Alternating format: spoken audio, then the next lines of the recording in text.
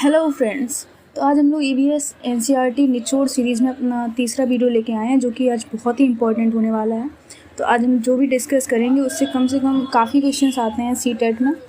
ठीक है, तो आज का सेशन बहुत ही इंपॉर्टेंट है और काफ़ी क्वेश्चंस फंसेंगे आपके इसमें से। ठीक है, तो और आज हम लोग डिस्कस क्या करने वाले हैं, आज हम लोग डिस्कस करने वाले हैं क्लास 5 के लास्ट के जो चैप्टर्स रह गए हैं हमारे 11 to 14 चैप्टर। ठीक है, तो आज हम लोग क्लास 5 की जो ईवीएस का जो एनसीईआरटी बुक का सिलेबस है वो आज हम लोग ख़त्म कर देंगे। ठीक है, उसका दी एंड करना है आज हमें। तो और अगर आपको निचोड़ सीरीज़ के वीडियो अच्छे लग रहे हो, आपको अगर बेनिफिट हो रहा हो उनसे, तो प्लीज़ आप देखते रहिए और लास्ट तक बने रहिए। ठीक है, और निचोड़ सीरीज़ के प्रीवियस वीडियोस देखने के लिए आप डिस्क्रिप्शन बॉक्स में प्लेलिस्ट की लिंक दी गई है, उस पर क्लिक करके देख सकते हैं, या फिर आप आई बटन पर जाकर क्लिक करके देख सकते हैं। ठीक है ना, तो ठीक है, तो आज का सेशन बहुत ही इंपॉर्टेंट होने वाला है, तो प्लीज़ जुड़े रहें लास्ट तक। एंड चलिए शुरू करते हैं आज का वीडियो। ठीक है, ओके, तो देखते हैं चैप्टर नंबर 11 में हमारा फर्स्ट पॉइंट क्या है। फर्स्ट पॉइंट है हमारा सुनीता विलियम्स के बारे में। ठीक है, तो सुनीता जो विलियम्स थी वो कौन थी? वो अंतरिक्ष में सबसे लंबे समय तक रहने वाली पहली महिला थी। ठीक है ना, अंतरिक्ष में सबसे लंबे समय तक रहने वाली पहली महिला थी। ये 6 महीने से ज़्यादा अंतरिक्ष में रही थी। ठीक है ना, ये 6 महीने से ज़्यादा अंतरिक्ष में रही थी। नेक्स्ट पॉइंट जो इनके बारे में है, ये पृथ्वी से 360 किलोमीटर दूर स्पेसशिप में गई थी। ठीक है, अंतरिक्ष में अंतरिक्ष के बारे में कुछ पॉइंट जान लीजिए आप लोग। अंतरिक्ष में जो है गुरुत्वाकर्षण बल काम नहीं करता है, इसलिए अंतरिक्ष में सब कुछ तैरता रहता है। ठीक है, कुछ भी नीचे नहीं गिरता, यहाँ तक कि पानी भी बूंदों के रूप में तैरता रहता है। ठीक है ना, अब सुनीता विलियम्स के बारे में एक और पॉइंट जो दिया गया एनसीईआरटी में, वो ये है कि वो एक गोताखोर बनना चाहती थी, पर बन गई थी क्या है, हेलीकॉप्टर पायलट। ठीक है, उसके बाद देखते हैं नेक्स्ट पॉइंट क्या दिया गया है। ओके, नेक्स्ट पॉइंट जो इम्पोर्टेंट है इस चैप्टर में वो है, एक बुक का नाम दिया गया इसमें, how we found the earth is round by Isaac Asimov. ठीक है, लॉन्ग मैन के नाम से भी ये जाने जाते हैं। ये किताब में सदियों से अलग अलग संस्कृतियों में इंसानों ने पृथ्वी के बारे में क्या क्या सोचा, इन चीज़ों पर लिखी गई है। ठीक है ना, तो सदियों से पृथ्वी के बारे में क्या क्या सोचा गया है इंसानों के द्वारा, इस पर ये पूरी किताब लिखी गई है। और किसने लिखी है? आइजैक एसिमोव ने। ठीक है ना, क्या नाम है बुक का? How we found the earth is round by Isaac Asimov. ठीक है, उसके बाद नेक्स्ट पॉइंट हम लोग देखते हैं। नेक्स्ट पॉइंट हमें दिया गया है, टूटता जो तारा होता है जिसको उल्का पिंड भी कहते हैं, वह होता है जो पृथ्वी के वायुमंडल में आते ही जल जाता है। यानी कि जो उल्का पिंड होते हैं वो पृथ्वी के वायुमंडल में आते ही जल जाते हैं। टूटते हुए तारे को क्या बोलते हैं? उल्का पिंड। ये क्वेश्चन लास्ट ईयर आया हुआ है। टूटते हुए तारे को क्या बोलते हैं? उल्का पिंड बोलते हैं, याद रखेंगे। ठीक है, उसके बाद नेक्स्ट पॉइंट जो तारों के बारे में दिया गया है वो है, तारे टिमटिमाते हैं। ठीक है, ये हमें पता ही होगा। उसके बाद नेक्स्ट पॉइंट देखते हैं। नेक्स्ट पॉइंट है हमारा नील आर्मस्ट्रॉन्ग के बारे में। ठीक है, तो सन 1969 में नील आर्मस्ट्रॉन्ग चांद पर उतरने वाले सबसे पहले व्यक्ति थे। ठीक है, ये नाम आप लोग याद रखेंगे। नील आर्मस्ट्रॉन्ग कब उतरे थे? सन 1969 में चांद पर उतरने वाले सबसे पहले व्यक्ति थे। ठीक है, तो सुनीता विलियम्स हो गई एक तो इम्पॉर्टेंट। दूसरा क्या पॉइंट इम्पॉर्टेंट है यहाँ पे? नाम नील आर्मस्ट्रॉन्ग का। ठीक है, नील आर्मस्ट्रॉन्ग जो थे वो चांद पर उतरने वाले पहले व्यक्ति थे, और जो सुनीता विलियम्स थी वो अंतरिक्ष पर सबसे ज़्यादा टाइम तक रहने वाली पहली महिला थी। ठीक है, उसके बाद नेक्स्ट पॉइंट देखते हैं। नेक्स्ट पॉइंट क्या इंपॉर्टेंट है हमारा। उसके बाद फिर से बावड़ी के बारे में कुछ डिस्कस किया गया। आप लोग मुझे कमेंट सेक्शन में बताएंगे कि बावड़ी होती क्या है। ठीक है, मैं प्रीवियस वीडियोस में आपको बता चुकी हूँ कि बावड़ी क्या होती हैं। ठीक है, तो आप लोग बताएंगे मुझे बावड़ी का मतलब क्या होता है कमेंट सेक्शन में। उसके बाद नेक्स्ट जो हम लोग ने 11 चैप्टर अपना कंप्लीट कर लिया। चैप्टर नंबर 12 में कुछ भी इंपॉर्टेंट नहीं दिया गया है, सिर्फ एक पॉइंट दिया गया है कि जो अडालज की बावड़ी है वो अहमदाबाद से लगभग 18 किलोमीटर दूर है। ठीक है, अडालज की बावड़ी। ठीक है, और जो दूसरा पॉइंट दिया गया है वो है तेल के भंडार सीमित हैं। ये आप लोगों को पता होगा, जनरल पॉइंट है। और आप लोग क्वेश्चन ये गूगल पे सर्च कर लेंगे कि तेल के भंडार भारत के किन राज्यों में हैं। ठीक है, ये क्वेश्चन पूछा जा सकता है। एनसीईआरटी में कुछ भी गिवन नहीं था इसके बारे में, और मैंने लिमिटेड चीज़ें ही पढ़ा रही हूँ आपको। तो ये पॉइंट आपको गूगल सर्च करना है कि तेल के भंडार भारत के किन राज्यों में हैं। ठीक है ना, उसके बाद नेक्स्ट पॉइंट नेक्स्ट तो चैप्टर नंबर 12 में ज़्यादा कुछ था नहीं।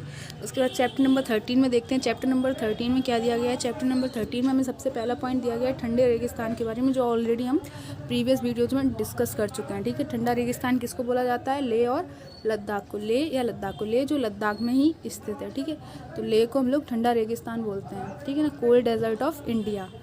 उसका लेह के लद्दाख के लोगों के घर कैसे होते हैं, ये बहुत ही इंपॉर्टेंट क्वेश्चन बन जाता है। Very very very important. ठीक है, वेरी वेरी वेरी इंपॉर्टेंट। ठीक है, ये आप लोग देख लीजिए। यहाँ के जो लोग होते हैं उनके घर की ये अपने घर की पहली मंजिल पर रहते हैं। ठीक है, पहली मंजिल पर रहते हैं एंड नीचे की मंजिल पर जानवरों के रहने की जगह होती है। ठीक है, एक तो पहली मंजिल पर लोग रहते हैं और नीचे की मंजिल पर क्या होते हैं, नीचे की मंजिल पर जानवरों के रहने की जगह होती है। ठीक है, और छत जो होती हैं, छत वो पेड़ों के मजबूत तने से बनी होती हैं और छतें समतल होती हैं। ठीक है, तो लेह और लद्दाख में जो छतें होती हैं वो समतल होती हैं, ये याद रखेंगे आप लोग, नोट कर लीजिए। घरों के बारे में स्पेशल पूछ ले जाते हैं क्वेश्चंस। ठीक है, तो लेह लद्दाख के घर हैं। असम के घर के बारे में हम लोग आगे चल के डिस्कस करेंगे। तो ये कुछ इंपॉर्टेंट पॉइंट्स हो जाते हैं जो पूछे जाते हैं बार बार सीटेट के एग्ज़ाम में। ठीक है, तो आप लोग ये पॉइंट्स याद रखेंगे। उसके बाद नेक्स्ट पॉइंट जो हमारा इस चैप्टर में इंपॉर्टेंट है वो है सीएनजी के बारे में। ठीक है, सीएनजी का फुल फॉर्म क्या होता है, कंप्रेस्ड नेचुरल गैस। ये आप लोगों को पता होगा। जबकि नेक्स्ट पॉइंट हम लोग देखते हैं। नेक्स्ट पॉइंट हमारा क्या दिया गया है, नेक्स्ट पॉइंट हमारा चांगथांग इलाके के बारे में दिया गया है। ठीक है, चांगथांग इलाका कहाँ पर है, लद्दाख में है। ठीक है, ये लगभग 5000 मीटर की ऊंचाई पर बना मैदानी इलाका है जो बिल्कुल सुनसान और पथरीला है। यहाँ तापमान 0 डिग्री से भी कम हो जाता है। सर ये बस इतना पॉइंट इसमें याद रखने वाला है कि चांगथांग इलाका है वो कहाँ से रिलेटेड है, तो वो लद्दाख में है। ठीक है, उसके बाद नेक्स्ट पॉइंट देखते हैं। नेक्स्ट पॉइंट हमारा दिया गया है चांगपा के बारे में। ठीक है, तो चांगपा के बारे में डिस्कस करते हैं। ये इंपॉर्टेंट पॉइंट है। ठीक है, इस पर आप लोग इम्पॉर्टेंट मार्क कर लीजिए। चांगपा क्या होते थे, चांगपा एक घुमंतू लोग, मतलब एक प्रजाति थी लोगों की। ठीक है, घुमंतू लोग होते हैं लोग, एंड जो अपनी भेड़ बकरियों के झुंड को लेकर पहाड़ों में हरे मैदानों की खोज में घूमते रहते हैं। ठीक है, ठीक है ना, तो ये पहाड़ों पर यानी कि लेह और लद्दाख में पाई जाने वाली बेसिकली एक जाति है, चांगपा जाति। ठीक है, घुमंतू जनजाति के टाइप से आप लोग समझ सकते हैं इसको। ठीक है, जो अपनी भेड़ बकरियों के झुंड को लेकर पहाड़ों से हरे मैदानों की खोज में घूमते रहते हैं। ये लोग खास तरह की बकरियां पालते हैं जिनके बालों से दुनिया की मशहूर पश्मीना ऊन बनती है। ठीक है, ये बहुत ही इंपॉर्टेंट है। ठीक है, तो यही लोग चांगपा जो लोग होते हैं, ये लोग एक खास तरह की बकरियां पालते हैं जिनसे कि मशहूर पश्मीना ऊन बनती है। ये बकरियां जितनी ऊंचाई पर रहती हैं उनके बाल उतने ही ज़्यादा तथा उतने ही नरम होते हैं। ठीक है, जितने ज़्यादा ठंड में ये लोग रहते हैं तो उनके ऊपर उतने ही ज़्यादा बाल उगाते हैं और उतने ही ज़्यादा वो बाल नरम होते हैं। ठीक है, बकरियों के। ठीक है ना, और ये लोग क्या करते हैं, ये लोग अपना घर एंड सामान घोड़ों और याक पर लाद कर घूमते हैं। ठीक है, अब ये लोग घुमंतु पर जाते हैं तो जाहिर सी बात है अपना सामान लेके ही घूमेंगे। ठीक है, तो ये लोग अपना सारा सामान घोड़ों और याक पर लाद कर घूमते हैं। ये लोग अपने टेंटों को रेबो कहते हैं। ठीक है, ये शायद पूछा हुआ क्वेश्चन है लास्ट ईयर में। तो एक तरीके के टेंट होते हैं रेबो, जो कि चांगपा जाति के द्वारा बनाया जाता है। भाषा में चांगथांग का अर्थ क्या होता है, ऐसी जगह जहाँ बहुत कम लोग रहते हैं। ठीक है, और नेक्स्ट पॉइंट आप लोग, ये जनरल पॉइंट है कि ऊंचाई पर जाने से हवा में ऑक्सीजन की मात्रा कम होती जाती है, ये आपको पता होगा। ओके, तो नेक्स्ट पॉइंट देखते हैं। नेक्स्ट पॉइंट हमारा अगेन पश्मीना शॉल के बारे में है, जो कि बहुत इंपॉर्टेंट पॉइंट है। ठीक है, इस पर आप लोग डबल स्टार लगा दीजिए या ट्रिपल स्टार भी लगा सकते हैं। ठीक है ना, डबल स्टार लगा लीजिए मेरी तरफ से। ठीक है, पश्मीना शॉल के बारे में डिस्कस करते हैं। पश्मीना शॉल में 6 स्वेटर के बराबर गर्मी होती है। ठीक है, ये भी याद रखेंगे कितने स्वेटर के बराबर गर्मी होती है। ठीक है, ये भी पूछ लेते हैं हम लोग। ठीक है, तो एक पश्मीना शॉल में 6 स्वेटर के बराबर गर्मी होती है।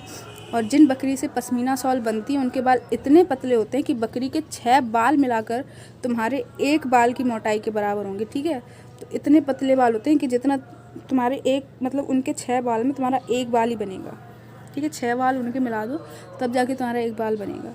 इतने पतले उन बकरियों के बाल होते हैं जिनसे पश्मीना शॉल बनती है। ठीक है, इसलिए पश्मीना शॉल को मशीनों द्वारा नहीं बुना जा सकता है। ठीक है, ये पॉइंट याद रखेंगे। पश्मीना शॉल को मशीनों द्वारा नहीं बुना जा सकता है। इनकी जो बुनाई होती है वो खास बुनकर करते हैं। ठीक है, अगर एक बुनकर 250 घंटे बुनाई करे तब जाकर एक साधारण पश्मीना शॉल तैयार होती है। ये क्वेश्चन भी पूछा गया है, कितने घंटे बुनाई करे एक बुनकर? 250 घंटे जब बुनाई करे एक बुनकर तब जाकर एक साधारण पश्मीना शॉल तैयार हो पाती है। ठीक है, ये याद रखेंगे आप लोग, कितने घंटे? 250 घंटे। ठीक है, याद रखने वाला पॉइंट है, पूछे गए हैं। जितने भी हम इंपॉर्टेंट मार्क कर रहे हैं समझ लिए लास्ट ईयर में पूछे गए हैं, आपको याद रखने हैं एक एक पॉइंट। ठीक है, छोटे छोटे से पॉइंट हैं, ये इन्हीं में से क्वेश्चंस बन जाते हैं। उसके नेक्स्ट पॉइंट देखते हैं, नेक्स्ट पॉइंट हमसे क्या पूछा गया है। नेक्स्ट पॉइंट हमें डिस्कस करना है अगेन रेबो के बारे में। ठीक है, तो रेबो के बारे में हमने क्या पढ़ा था? रेबो एक तरीके के टेंट होते थे। ठीक है, तो रेबो के बारे में फिर से पॉइंट आ गए हैं। रेबो क्या होते थे? रेबो वो टेंट होते थे जो चांगपा लोग अपने लिए बनाते थे। ठीक है, रेबो जो टेंट होते थे उनके बीचों बीच एक खुला छेद होता था। ठीक है, ताकि धुआं बाहर जा सके। एंड टेंट बनाने से पहले ज़मीन में 2 फुट गहरा गड्ढा खोदते थे, फिर गड्ढे की आसपास की ऊंची ज़मीन पर टेंट लगाते थे। ठीक है, तो रेबो टेंट आपको समझ आ रहा होगा किस तरीके से बनते थे। टेंट के बीच में एक खुला छेद होता था, ठीक है, ताकि धुआं बाहर जा सके। और पहले ज़मीन में 2 फुट गहरा गड्ढा खोदते थे, उसके बाद गड्ढे के चारों तरफ, ठीक है, ऊंची ज़मीन पर टेंट लगाते थे। इस तरीके का होता था कुछ रेबो टेंट, जो कि चांगपा जनजाति के द्वारा बनाया जाता था। चांगपा जनजाति कहाँ पाई जाती है? लेह एंड लद्दाख में। ठीक है, याद रखेंगे। उसके बाद क्या है, रेबो के जो पास भेड़ बकरियों के रखने की जगह को ये लेखा कहते थे। ठीक है, ये एक पॉइंट हो गया। एक रेबो के बाद एक क्या इंपॉर्टेंट पॉइंट आ गया, लेखा किसे कहते थे। ठीक है, तो रेबो के पास जो भेड़ बकरियों के रखने की जगह होती थी उसको ही ये लोग लेखा बोलते थे। ठीक है, और लेखा की दीवारें पत्थरों और चट्टानों को एक दूसरे पर रखकर बनाई जाती थी। ठीक है ना, तो रेबो लेखा की जो दीवारें होती थी, लेखा की जो दीवारें होती थी वो पत्थरों और चट्टानों को एक दूसरे पर रखकर बनाते थे। और इसमें कौन रहते थे? लेखा में भेड़ बकरी को रखते थे वो लोग अपने। ठीक है, उसका नेक्स्ट पॉइंट हमारा जो इम्पोर्टेंट है वो है हमारा श्रीनगर के बारे में। ठीक है, श्रीनगर में घर पहाड़ों और पानी पर भी होते हैं। ठीक है, श्रीनगर अब पहाड़ी इलाका है तो वहाँ पे पहाड़ों पर भी घर होते हैं और पानी पर भी लोग घर बना के रहते हैं। ठीक है, उसके बाद देखते हैं कश्मीरी लोग अपने खाने के लिए रोटी घर में नहीं बनाते, इसे दुकान या बेकरी से ही खरीदते हैं। पॉइंट हम लोग देखते हैं, तो ये पॉइंट भी आप लोग डबल स्टार टिक कर लेंगे। ये पॉइंट भी हमारा पूछा गया है लास्ट ईयर्स में। ठीक है, तो श्रीनगर के बारे में है। श्रीनगर में जो कई टूरिस्ट जो होते हैं वो हाउस बोट में रहते हैं। ठीक है, हाउस बोट क्या होती है? जो नदी पे जो घर बना लेते हैं, पानी पे जो घर बना लिए जाते हैं। अब हमने बताया था कि श्रीनगर में पहाड़ों पे भी घर होते हैं और लोग पानी पे भी घर बना लेते हैं। ठीक है, पानी पे किस तरीके के घर होते हैं? पानी पे हाउस बोट तरीके के घर रहते हैं। ठीक है, तो श्रीनगर में कई टूरिस्ट जो होते हैं वो हाउस बोट में रहते हैं। ठीक है, हाउस बोट में रहते हैं और ये 80 फुट तक लंबे होते हैं और बीच में 8-9 फुट चौड़े। तो जो हाउस बोट वाले घर होते हैं वो 80 फुट तक लंबे होते हैं और बीच में 8-9 फुट तक चौड़े भी होते हैं। ठीक है, बोट की तरह बने लकड़ी के डोंगे पानी पर तैरते रहते हैं। मकान की तरह इस डोंगे में भी अलग अलग कमरे होते हैं। ठीक है, उसके बाद एक जो इम्पोर्टेंट पॉइंट आ जाता है वो आ जाता है डल झील के बारे में। तो डल झील कहाँ पर है? डल झील भी हमारी कहाँ है? श्रीनगर में है। ठीक है, उसके बाद नेक्स्ट पॉइंट जो हमें डिस्कस करना है वो है कुछ ख़त्म बंद के बारे में। ठीक है, अब ख़त्म बंद क्या होते थे? ख़त्म बंद एक ख़ास डिज़ाइन होती थी जो हाउस बोट और कई घरों की अंदर की छत पर लकड़ी की नक्काशी होती थी। ठीक है, लकड़ी की नक्काशी वाली जो डिज़ाइन होती थी श्रीनगर में हाउस बोट पर जो बनी रहती थी और कई घरों में भी छत पर बनाई जाती थी, उसको ही हम क्या बोलते थे? ठीक है, उसको ही हम लोग क्या बोलते थे? जो लकड़ी की नक्काशी होती थी घरों की छत पर या हाउस बोट की छत पर, उसको बोलते थे हम लोग ख़त्म बंद। ठीक है, क्या बोलते थे हम लोग? ख़त्म बंद। ठीक है, ये याद रखेंगे। और इसके बाद इसमें क्या दिया गया कि जो जिगसॉ पजल जैसी दिखती थी और जो लकड़ी की नक्काशी या ख़त्म बंद जो डिज़ाइन होती थी वो किसके जैसी दिखती थी? जिगसॉ पजल की तरह। ठीक है ना। उसका नेक्स्ट पॉइंट हम लोग देखते हैं। नेक्स्ट पॉइंट हमारा क्या डिस्कस किया गया है? नेक्स्ट पॉइंट हमारा डिस्कस किया गया है अगेन घरों से रिलेटेड है कि किस तरीके के घर होते थे। अब कश्मीर की बात कर रहे हैं। ठीक है, अभी तक हमारी श्रीनगर की बात हो चुकी है। उसके बाद देखते हैं कश्मीर में किस तरीके के घर होते थे। ठीक है, तो पत्थरों को काटकर एक के ऊपर एक रखकर बनाए गए घर कश्मीर के गांवों में दिखते हैं। ठीक है, तो जो कश्मीर में जो घर होते हैं वो पत्थरों को काट कर एक के ऊपर एक रखकर बनाए जाते हैं और जो पत्थरों के ऊपर मिट्टी की पुताई की जाती है। ठीक है, पत्थरों के ऊपर मिट्टी की पुताई की जाती है एंड इन घरों की छत ढलवा होती है। यहाँ के पुराने घरों में जालीदार खिड़कियाँ होती हैं जो बाहर की ओर उभरी होती हैं, उन्हें डब कहते हैं। ठीक है, ये पॉइंट आप लोग याद रखेंगे। जो जालीदार खिड़कियाँ होती हैं कश्मीर के घरों में उनको ये लोग क्या बोलते हैं? उनको ये लोग डब बोलते हैं। ठीक है, और घरों के दरवाज़ों और खिड़कियों पर डिज़ाइनर मेहराब बने होते हैं। यहाँ घर पत्थर, ईंट और लकड़ी को मिलाकर बनते हैं। ठीक है, जो यहाँ के घर होते हैं वो पत्थर, ईंट और लकड़ी को मिलाकर बनते हैं। उसके बाद नेक्स्ट पॉइंट देखते हैं। नेक्स्ट पॉइंट अगेन ये क्वेश्चन भी हम लोग डिस्कस कर चुके हैं कि गुजरात में जो भूकंप आया था 26 जनवरी 2001 में आया था गुजरात के भुज में। ठीक है, काफ़ी उसने नुकसान पहुंचाया था 26 जनवरी 2001 को। ठीक है, ये हम लोग ने क्वेश्चन सीरीज़ में किया है, PYQ सीरीज़ में क्वेश्चन हम लोग डिस्कस कर चुके हैं ऑलरेडी। उसमें ये पूछा गया था कि जो 2001 में जो भूकंप आया था भुज में, वो भुज किस राज्य में स्थित है। ठीक है, तो आप लोग को पता चल गया होगा वो गुजरात में स्थित है। ठीक है, उसके बाद जो एक और जगह का नाम जो डिस्कस किया गया है वो NCERT में, वो है बर्धा शहर। बर्धा शहर कहाँ है? महाराष्ट्र में है। ठीक है, उसके बाद गोरेगांव। गोरेगांव कहाँ है? वो भी महाराष्ट्र में है। ठीक है, उसके बाद नेक्स्ट पॉइंट देखते हैं। नेक्स्ट पॉइंट भी हमारा कुछ एसोसिएशन से रिलेटेड है। ठीक है, तो नागपाड़ा बास्केटबॉल एसोसिएशन है, वो भी कहाँ से रिलेटेड है? मुंबई से। ठीक है, वो भी मुंबई में है। एंड जो Chhatrapati Shivaji terminal railway station है, इंपॉर्टेंट पॉइंट कर लीजिएगा इसको। ठीक है, Chhatrapati Shivaji terminal railway station है, वो भी कहाँ है हमारा?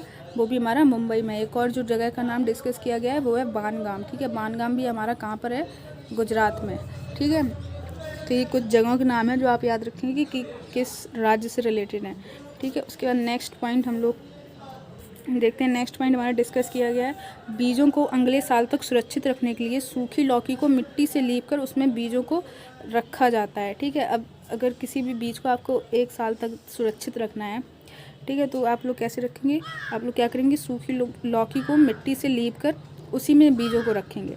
ठीक है, अब बीजों को लकड़ी के बक्से में, उसके बाद क्या करेंगे? उसके बाद उन बीजों को लकड़ी के बक्से में रख देंगे और कीड़ों से बचाने के लिए उसमें नीम की पत्तियां बिछा देंगे। ठीक है, ऊंधियू एक गुजराती वर्ड है, उसका मतलब क्या होता है? उल्टा। ठीक है, ये आप लोग याद रखेंगे। अब ऊंधियू होती क्या है? ये एक प्रकार की सब्जी होती है। ठीक है, ये एक प्रकार की सब्जी है जिसे मसालों के साथ एक मटके में भरकर क्या किया जाता है? कोयले के अंगारों पर उल्टा रखकर पकाते हैं। ठीक है, तो एक तो ये सब्जी है, इसके बाद इसको कैसे पकाते हैं? इसको मसालों के साथ एक मटके में भरकर कोयले के अंगारों पर उल्टा रखकर पकाते हैं। ठीक है, उसके बाद ऊंधियू के बारे में आप लोगों को पता चल गया क्या होती है? एक सब्जी होती है गुजराती में, जिसका मतलब क्या होता है? उल्टा। ठीक है, उसके बाद नेक्स्ट पॉइंट देखते हैं। नेक्स्ट पॉइंट हमारा है क्रोटोन के बारे में। ठीक है, ये भी एक इम्पॉर्टेंट पॉइंट है। क्रोटोन क्या होते हैं? एक तरह के पौधे होते हैं जिनकी जड़ें ज़मीन के बहुत अंदर नहीं जाती हैं। ठीक है, जब इसके पत्ते मुरझाते हैं तो पता चल जाता है कि इनको पानी की ज़रूरत है।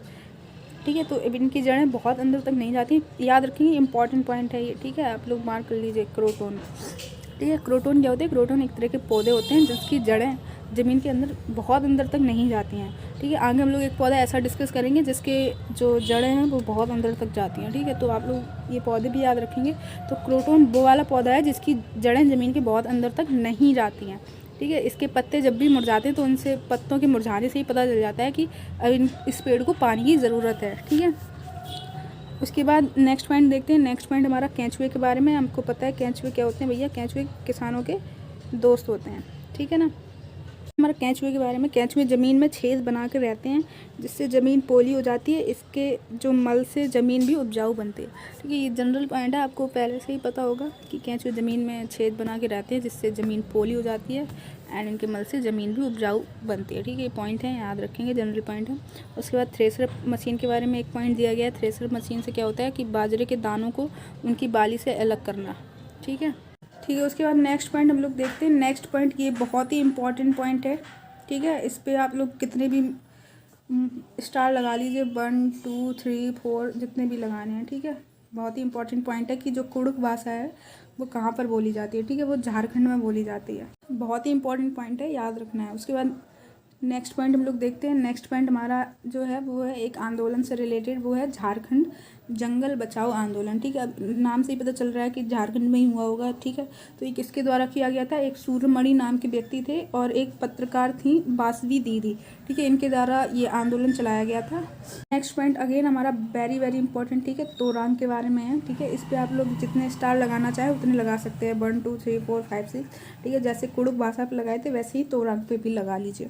ठीक है, तो तोरांग को क्या बोलते? तोरांग को कुड़ुक भाषा में तोरांग का मतलब होता है जंगल। ठीक है, तो जंगल को ही बोलते हैं तोरांग, किस भाषा में? कुड़ुक भाषा में। याद रखेंगे, ये बहुत ही इंपॉर्टेंट पॉइंट है, पूछा गया है पिछले सालों में सीटेट के एग्ज़ाम में। ठीक है, उसके बाद नेक्स्ट क्वेश्चन ये भी बहुत ही इंपॉर्टेंट है, इस पर भी आप लोग को जितने स्टार लगाने लगा लीजिए। ठीक है, ये भी लास्ट ईयर पूछा गया है, तो ये चैप्टर बहुत ही इंपॉर्टेंट हो जाते हैं आपके सीटेट के एग्ज़ाम के लिहाज से। ठीक है, आप लोग एक एक पॉइंट याद रखेंगे। ठीक है, उसके बाद हम लोग का जो ये नेक्स्ट पॉइंट है वो है जंगल अधिकार कानून 2007 के बारे में। ठीक है, डेट या मतलब कि सन याद रखेंगे। ठीक है, 2007 में लाया गया था जंगल अधिकार कानून। अब इसके बारे में क्या इंपॉर्टेंट है ये देख लेते हैं। ठीक है, एक तो ये डेट याद रखेंगे आप लोग 2007। ठीक है, क्या दिया गया है, यह कानून आदिवासियों को जंगल पर उनका हक दिलाता है। ठीक है, जो लोग कम से कम ये 25 साल से जंगल में रह रहे हैं। ठीक है, वेरी इंपॉर्टेंट पॉइंट। ठीक है, जितना भी इंपॉर्टेंट लगाना चाहें लगा सकते हैं। जो लोग कम से कम 25 साल, ठीक है 25 साल याद रखेंगे, वो दे देंगे 20 साल 22 साल या 25 साल। ठीक है, तो आपको ध्यान रखना है कि जो लोग कम से कम 25 साल से जंगल में रह रहे हैं उनका वहाँ के जंगल और वहाँ पर पैदा होने वाली चीज़ों पर पूरा हक होता है। ठीक है, ये अधिकार उनको कौन देता है, जंगल अधिकार कानून 2007। ठीक है ना, उसके बाद जंगल बचाने का काम भी उनकी ग्राम सभा ही करेगी। ठीक है, इस कानून के तहत जो जंगल बचाने का काम है वो उनकी ग्राम सभा करेगी। ठीक है, तो बहुत ही इंपॉर्टेंट पॉइंट है, ये आपको याद रखना है। उसके बाद नेक्स्ट पॉइंट है हमारा, ये भी इम्पॉर्टेंट है। ठीक है, इससे भी क्वेश्चन बना है लास्ट ईयर में। ठीक है, तो सबसे अधिक वन क्षेत्रफल वाला जो राज्य है वो कौन सा है, मध्य प्रदेश है। ठीक है, ये क्वेश्चन भी आया हुआ है लास्ट ईयर में, ये भी। ठीक है, आप लोग डबल स्टार तो लगा ही लीजिए मेरी तरफ से। ठीक है, सबसे अधिक वन क्षेत्रफल वाला जो राज्य है वो है मध्य प्रदेश। तो ठीक है, नेक्स्ट पॉइंट है हमारा टीन के बारे में। टीन होता क्या है, जैसे कि आपने सुना होगा हम लोग ज़मीन मापते हैं तो किस में मापते हैं, हम लोग बीघा में नापते हैं, वर्ग स्क्वायर मीटर में नापते हैं।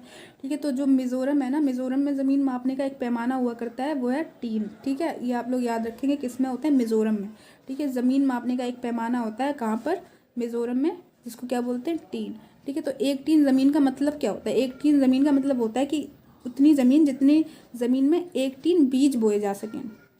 ठीक है, तो ये आपको पॉइंट याद रखना है। उसके बाद ये point again very very important, इस पर भी आपको जितने जितने स्टार लगाने हैं आप लोग लगा लीजिए। ठीक है, 1 2 3 4 5 जितने भी स्टार लगाने हैं लगा लीजिए। ठीक है, झूम खेती कहाँ पर होती है, क्वेश्चन बार बार पूछा गया है सीटेट के एग्ज़ाम में, तो आपको याद रखना है कि वो मिज़ोरम में होती है। ठीक है, झूम खेती कहाँ पर होती है, मिज़ोरम में।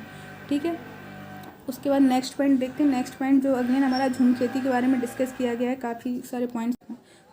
तो इसमें दिया गया है कि एक फसल कटने के बाद जब ज़मीन को कुछ साल तक आराम करने देते हैं, उसमें खेती नहीं करते। ठीक है, तो क्या जब खेती नहीं करेंगे तो उस जगह पे क्या होता है, बाँस या जंगल उगाता है। ठीक है, तो उसे जला देते हैं, एंड जब यह राख ज़मीन में जला देते हैं तो राख बन जाती है जो, तो वो जो राख होती है वो ज़मीन में किसका काम करती है, वो ज़मीन में खाद का काम करती है। ठीक है, उसके बाद जब इसमें खेती की बारी आती है तो ज़मीन को जोता नहीं जाता। ठीक है, झूम खेती के लिए ज़मीन को जोता नहीं जाता है जब इसमें खेती की बारी आती है। ठीक है, मिट्टी को हल्के से हिलाकर इसमें बीज छिड़क दिए जाते हैं। ठीक है, क्या किया जाता है, हल्के से मिट्टी को हिलाकर उसमें बीज छिड़क दिए जाते हैं। एक ही खेत में अलग अलग तरह के बीज जैसे मकई, सब्जियां, मिर्च और चावल बोए जाते हैं। ठीक है ना, और जो मुख्य फसल जो होती है वो चावल की होती है। ठीक है, ये पॉइंट्स आप लोग याद रखेंगे। ठीक है, पहले क्या होता है, फसल हो जाए उसके बाद फसल काटने के बाद आपको ज़मीन को कुछ साल तक के लिए आराम करने को छोड़ देना है। उसके बाद जो उस पर जंगल या घास फूस उगाती है, बाँस उगाएँ, ठीक है, उसको हम लोग जला देते हैं, और वो जला देते हैं जो राख बनती है उससे, तो वो ज़मीन में किसका काम करती है, वो एक तरीके से खाद का काम करती है। ठीक है, उसके बाद जब उस मिट्टी पर अब दोबारा से खेती करने की बारी आती है तो हम लोग उसको जोतते नहीं हैं। ठीक है, तो हम लोग क्या करते हैं, उस मिट्टी को हल्के से हिलाकर उस पर बस बीज छिड़क देते हैं, और एक ही खेत में अलग अलग तरीके के बीज छिड़के जाते हैं। मतलब कई तरीके की फसल एक ही टाइम पे उगाई जाती है। ठीक है, उसमें भी मुख्य फसल कौन सी होती है, चावल की होती है। ठीक है, उसके बाद नेक्स्ट पॉइंट फिर से अगेन आप लोग लगा लीजिए, वेरी वेरी इंपॉर्टेंट। ठीक है, ये चैप्टर बहुत ही इम्पॉर्टेंट है। ठीक है, इस पर भी आप लोग जितने स्टार लगाना चाहें लीजिए, मैं पूरे ही लगा दे रही हूँ। ठीक है, कवर ही कर दिया मैंने स्टार से इसको। ठीक है, जो वो है नेक्स्ट पॉइंट हमारा चेराव नाच के बारे में। ठीक है, ये पॉइंट याद रखेंगे, वेरी वेरी इंपॉर्टेंट है, लास्ट ईयर में भी पूछा गया है। ठीक है ना, तो चेराव नाच कहाँ से रिलेटेड है, ये भी कहाँ से रिलेटेड है, हमारा मिज़ोरम से। ठीक है, चेराव नाच कहाँ का नृत्य है, मिज़ोरम का नृत्य है। ठीक है, उसके बाद हम लोग देखते हैं इस डांस किस तरीके से होता है। ये जो डांस होता है, इस नाच में ज़मीन पर बांस की डंडी लेकर दो दो लोगों की जोड़ी आमने सामने बैठती है। ठीक है, और उसके बाद क्या करती है, ढोल की ताल पर डंडियों को ज़मीन पर पीटती है, और डंडियों के बीच लोग एक कतार में खड़े होकर डांस करते हैं। ठीक है, कूदते हैं और नाचते हैं। तो इस तरीके का चेराव डांस होता है।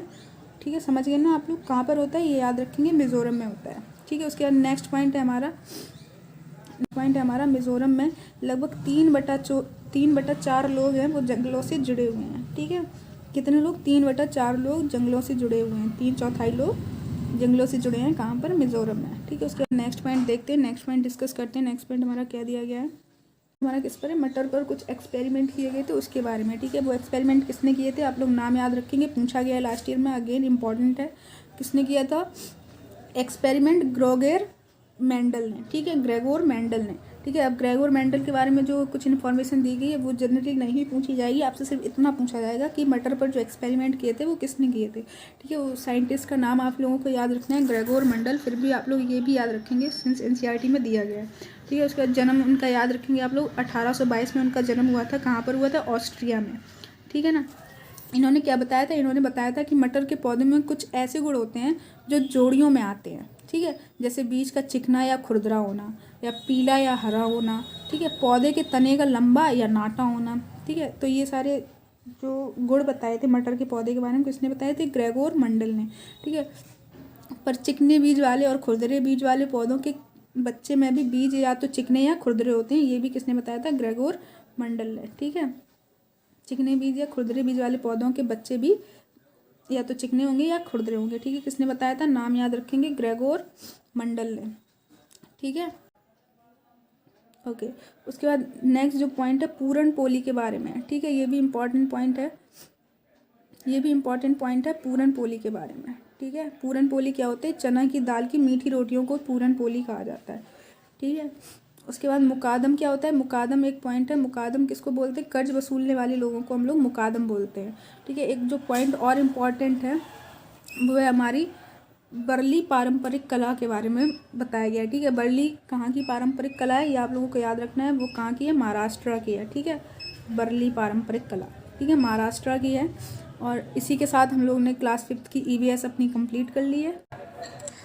तो दोस्तों हम लोगों ने कंप्लीट कर लिए हैं एनसीईआरटी क्लास 5 के सारे नोट्स। ठीक है ना, तो ईवीएस क्लास 5 की हमने कंप्लीट कर ली है, और इनसे जुड़े हुए जितने भी क्वेश्चंस हैं आप लोग हमारे जो दूसरी प्लेलिस्ट है PYQ सीरीज़ वाली, उसमें जाके देख सकते हैं। ठीक है, उसका जिसका लिंक हम डिस्क्रिप्शन बॉक्स में दे देंगे, एंड आप चाहें तो आई बटन पर क्लिक करके देख सकते हैं। और इसके बाद जो नेक्स्ट वीडियो आने वाला है हमारा, वो होगा जो आज से जुड़े, आज की जो वीडियो बनाई है उसमें जितने भी पॉइंट्स हमने पढ़ाए हैं, ठीक है, उससे जुड़े हुए जितने भी क्वेश्चंस आए हैं वो हम कल की वीडियो में लेके आएंगे। एंड हमारा सपोर्ट करें, जुड़े रहें, and keep watching us, and या प्लीज़ सब्सक्राइब करें हमारा चैनल, एंड लाइक करें हमारे वीडियोस। एंड अगर आपके कोई भी दोस्त प्रिपरेशन कर रहे हैं CTET की, तो उनके साथ हमारा वीडियोस को शेयर करें। ठीक है ना, थैंक यू फॉर वॉचिंग।